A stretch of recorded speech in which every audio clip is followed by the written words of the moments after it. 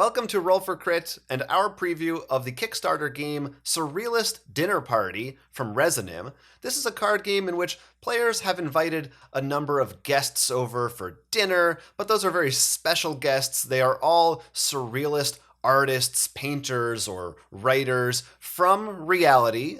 Most, if not all of them, I'm pretty sure are dead at this point, but that doesn't stop you from inviting them over, and it's your job to keep them happy and make sure they are satisfied by the end of the meal. Now, at the beginning of the game, each player will be dealt 6 of these cards face down, which are, as we said earlier, famous artists.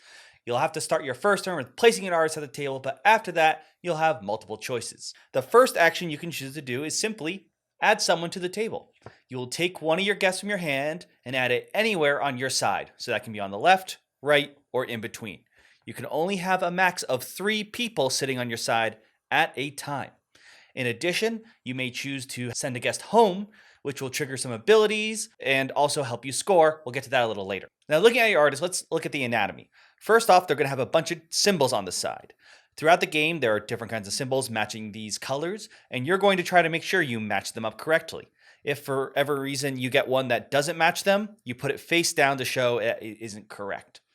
There's also going to be special abilities on them that may trigger either they're just going to happen consistently at the end of each round or when they're sent home. Now let's move on though to the next action you can do, and that's either giving compliments or starting drama. You will choose one character on your side to either give a compliment or start drama with one of their neighbors. If they're on the end of your table, that will actually wrap around to your opponent's cards. So this character is neighbors to both this one and this one. Now, drama are the black symbols, while compliments are the yellow. What's nice about this, though, is let's say I gave a compliment myself and to my opponent here. Not only does she not need the yellow, I choose where it goes. So I can say, you're not getting dessert because I'm a bad person. Finally, you can serve a guest. That's simply taking one of the possible tokens that are available on the center tray, taking it and adding it to your character. More likely than not, making sure it matches so they are satisfied. If that tray runs out of tokens, then the round ends and you move on to a new course. You will check to see if any of the characters that are currently present, any of your guests have abilities that trigger at the end of a course, and you'll have to resolve those. Sometimes they will affect your cards or your opponents. You might be able to get extra tokens or even steal tokens from each other. Then you will refill the tray according to what the next course will be, and you will have a list of that at the start with the menu, so it's not randomized. You're going to know exactly which types of tokens are going to be available for each course. Finally, once you get through all of the courses, and at this point, presumably people's guests, most of them will have been sent home by now, so their tokens will have been put into your score pile, at least the ones that match the symbols correctly will. You will get a point for each one of those tokens. If when you send someone home, you managed to fill up all of their slots and you match them up perfectly, then they are now considered perfectly satisfied. That gives you a bonus. You get to take 2 tokens of your choice from the kitchen or the supply and add that to your score pile as well. Once the game is over, everyone counts up the tokens in their score pile. You get a point for each one. There may be some more bonuses that your characters will help you get more stuff in your score pile by the end of the game. And there's also another option. You can add these faux pas cards into the mix. And these have special conditions. At the start of the game, each player will have the option of putting 1 or 2 of these into play if they think it will help them and hopefully not help their opponents too much. And mostly they will reward you for things such as having the most wine tokens or the most dessert tokens in your pile at the end of the game with extra points. They may also reward you for getting somewhere faster than other players. So it might be the first to 4 compliment tokens will be able to claim an extra point or 2. So those are some things that can spice up the game and give you a little more incentive so you can try to go for specific things here and there as opposed to just specifically what your guests are looking for. But that is the way that the game plays, more or less. As you can see, the art is all in keeping with the theme of the people that they are representing. There may be different artists in the version that you see on Kickstarter. The ones that we're showing off are guaranteed to be in the game, but we had some different ones. Depending on how things go, it may change. But all of the art that we've seen, I think, is Really cool, very beautiful stuff. Again, fitting to the style of the artists themselves. And there are definitely a lot of names that you'll probably recognize, and probably a lot of names that you won't recognize if you're like us. Maybe you're a better student of art than we are. Oh, I was hoping you'd be better at least than me. Well, it's a better than you, but it's a low bar, so not so much better. But it is fun. I've got a couple. I've got Rene Magritte here and Paul Klee, for examples, in addition to the ones we've been showing off for you.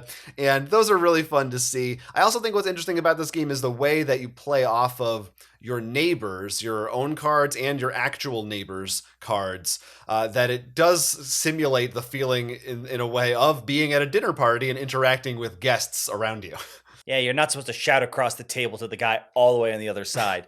No. And the mechanics are interesting because there is that interaction of, all right, I know what's coming up. Like the dessert, for example, if you haven't guessed, tends to be near the end. So if you have cards that want dessert, probably wait to play them near the end. If you have something that rewards you for either compliments or disdain, or not disdain, drama, maybe put them at the end of the table so you can sort of try to mess around with your opponent, because you can start throwing those tokens on them, which they may not want. Yeah, if you have a card that has a special ability to steal, and you know that someone has a card with tokens you really want that are hard to get, you want to try to position them as such. Also, at the start of the game, you get a hand of 6 of these, and they're random. So that's what you are dealing with for the game. So that's your chance to also plan out a little bit, when is the right time to play these? There's at least one card that specifically wanted to be by itself for an extra reward. So maybe you want to play that early or later, depending on how things go. And of course, those faux pas cards, you actually receive 2 and get to see your hand of 6 first. So if you draw a hand and let's say none of them have dessert tokens, you probably don't want to choose the faux pas bonus goals that reward you for collecting dessert tokens, because you can't really get any. Yeah. So it's a really interesting. It sort of feels like set collection. If you use these faux pas, it kind of can be like that, but a little bit more simplified. You're not getting like specific sets of different types of things. I guess technically you are, if you count this as one card as a set. You could call it that. We were using the term resource management, but it feels pretty unique, pretty original, and I think that is makes sense with the spirit of the game and the idea of it. The theme is definitely, it feels like the theme leans more towards the dinner party aspect of it, and the fact that they're surrealist artists is just a very fun layer on top of it, I think. Yeah, it works for me. You get to learn about new people and have some nice art.